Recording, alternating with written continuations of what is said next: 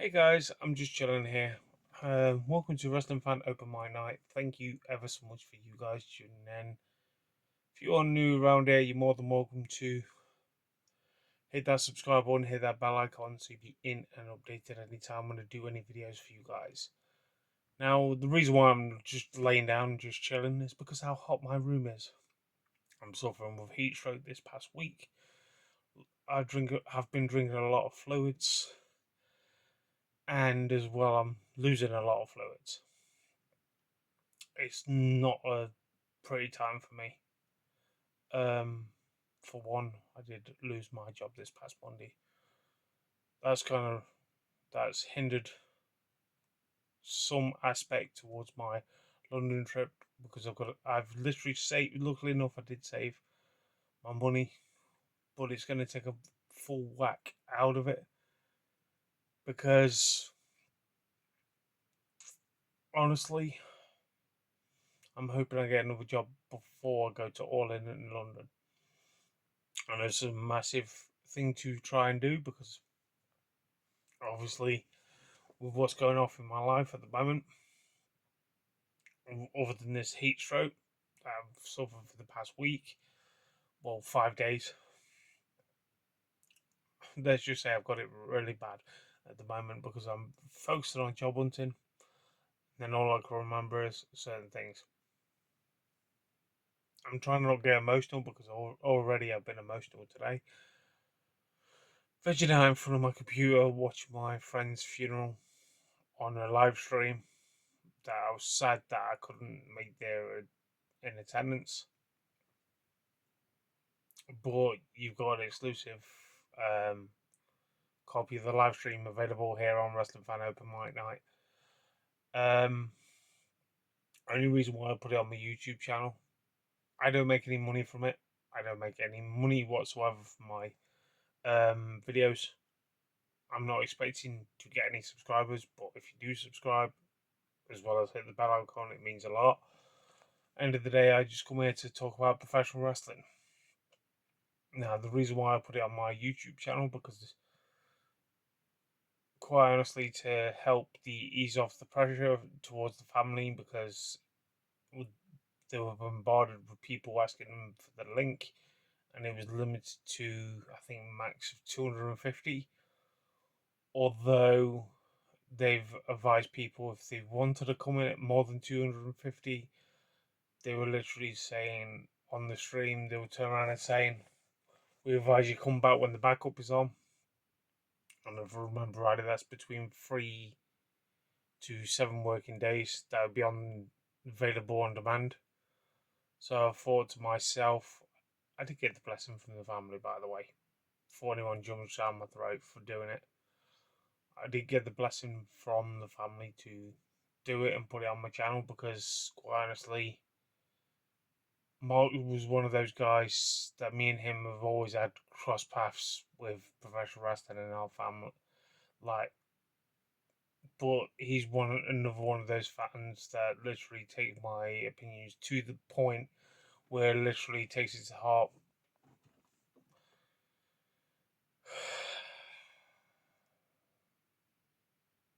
But I can't see why people take it too much to heart. Although I can with Mark because he's one of those exclusive fans, diehard fans will spend thousands upon thousands on wrestling more than I've ever spent in my whole entire life, and that's just me being honest. Don't get me wrong, I know he loved professional wrestling, but if anyone talked wrong about his opinion or talked something bad, I'm smiling now because the amount of disagreements we've actually had over the years, although what a guy he was. You know, he was dedicated to professional wrestling like I am, but he did it in a different way to me. But I give that guy credit for what he's actually done. Just please, guys, if you're watching this, go watch the video and you'll see the service. I written a song to the point where I didn't realise it would get used at the funeral. I was a blubbery, sweaty mess this past week. Past afternoon, would say. I never thought they would use the song like that. I thought they were literally going to do it as the entrance theme to the funeral live stream, but no, they put it as a video package with photos, which hit me like a ton of bricks. So yeah. So anyway, guys, what I want to say to everyone of you guys that is watching this at home, if you do take offense to my opinions, please don't, because at the end of the day, I will never apologize for my opinions, but I apologize to losing my friend. Now,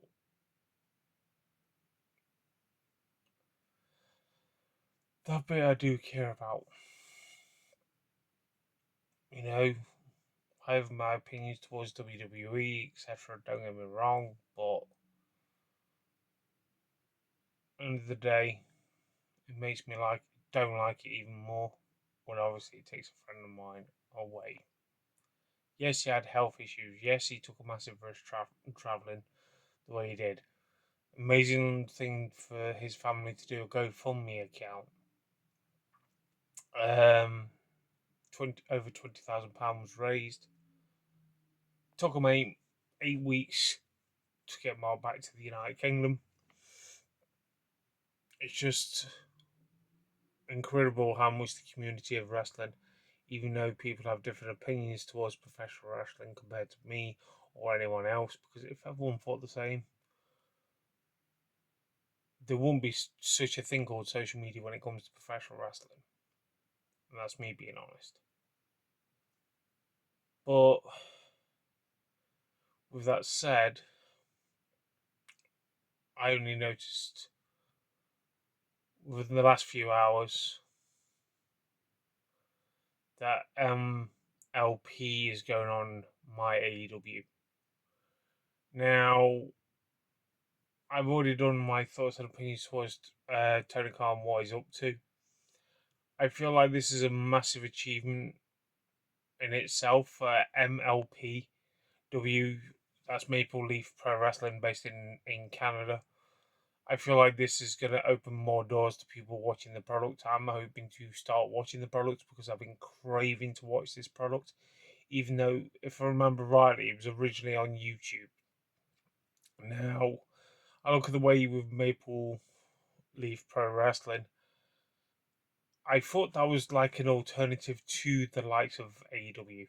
You know, by just watching what I saw on social media, how much I would love to invest to see their product tour.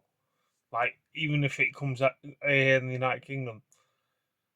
Now, I feel like there's just signs of with the likes of Triller going forward, that could be going under at some point within the next 5 years. I could see it happening because they're going to lose so many contracts to the point where they probably could lose GCW, House of Glory, just name but a few that's actually on Triller that's keeping it afloat.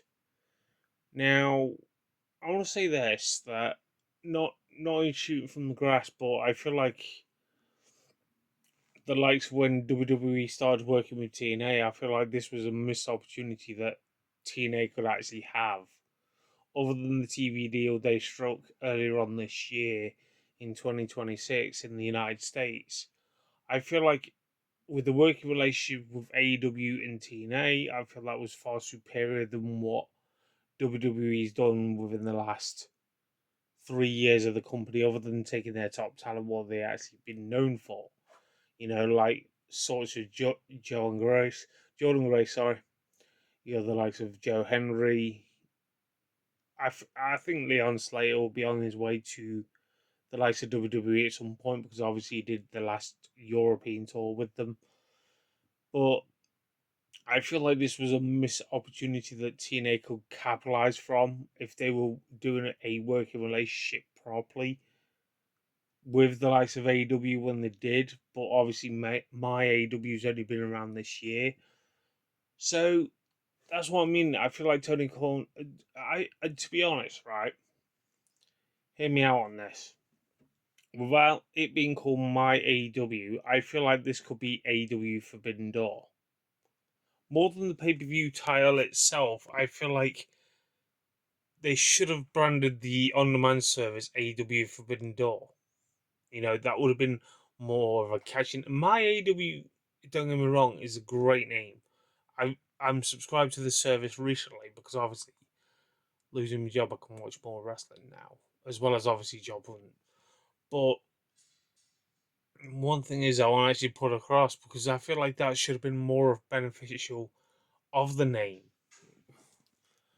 towards obviously my AEW, because when you look at it, my All Elite Wrestling, yeah, it does have a nice ring to it, but it just feels like you are just promoting one brand. When it comes to Forbidden Door, hosted by AEW, it would have been so much easier to digest, if you know what I mean. And may have got. I would love to see how many are actually subscribed to it, because I tell you one thing, I'm loving the service. The downside is I wish it was on my TV instead of putting my PC on or my tablet, because I have to watch it through the website on my tablet because the app is not compatible with my um, tablet. The app that they're hyped up and saying it's by our app, but it's not on my TV yet. On the Hisense, I or the I feel like they should technically get a deal with Sony at some point. Put it on the PlayStation 5. Because at the end of the day, you need to open more doors towards obviously more fan base. I've stressed this in the previous video. But I look at this and I'm thinking this is great for other companies coming through. Tony Khan's, yeah, fair enough. Tony Khan's a businessman, but the catch is he's technically not all about the money that people may think he's out for. Yes, he's out to earn money. Don't get me wrong. And I tell you one thing, and I'll get this off my chest now. I miss the uniqueness when it comes to professional wrestling. Look at Beach Break that's just happened this past week. It had its own identity. And that's what I do miss when it comes to wrestling pay per views. Identity to match the theme, what you are setting out to be. That's in all wrestling companies, not just AEW. Now, I feel like when you look at this, you look at Redemption. I feel like you should do it like a Wild West sort of theme if Hangman Adam Page is coming back. Because it's like Red Dead sort of vibe. Or something on those lines, even though it's in Canada. But I look at the bigger picture of this and I feel like, yeah, it needs necessarily to be done, but I really do find it interesting how many wrestling companies are slowly but surely going under my AEW as well. You know, it's just mad how that was just announced today, out of the blue. No one's expecting it, and it looks absolutely amazing achievement for Maple Leaf Wrestling. As you know, it's just nuts. I'm hoping one day we get the back catalogue from Ring of Honor. Like from way back when it first started in 2002 in proper high definition. I've got it on a hard drive, don't get me wrong, from backup from DVDs and all that lot from when I collected them in RF video days. And I literally regret kind of getting rid of them, but I needed the money at the time. But it's frustrating. It really is when you look what matches we've actually had in Sport for Choice and how many people are literally gone on onto other companies and so on like that. But I can see this is where I feel like AEW should capitalize. Where the WWE went wrong when they got rid of the network. They need a decent following, and I literally say this with a passion that I want AEW to succeed, and they are succeeding in their own way. Don't look at the format what you think that AEW is aiming for. They are doing it their own way. So if there was a problem with the way AEW are doing, why do you think so many YouTubers and TikTokers and that lot of the world are saying, "Oh, you should check out AEW"? Because it's like a breath of fresh air for the wrestling world. And that's just me being honest. But anyway, guys, I'm off. Obviously, keep hitting that subscribe button, hit that bell icon so you'll be in and updated any time when I do any videos. But until next time, catch you guys later.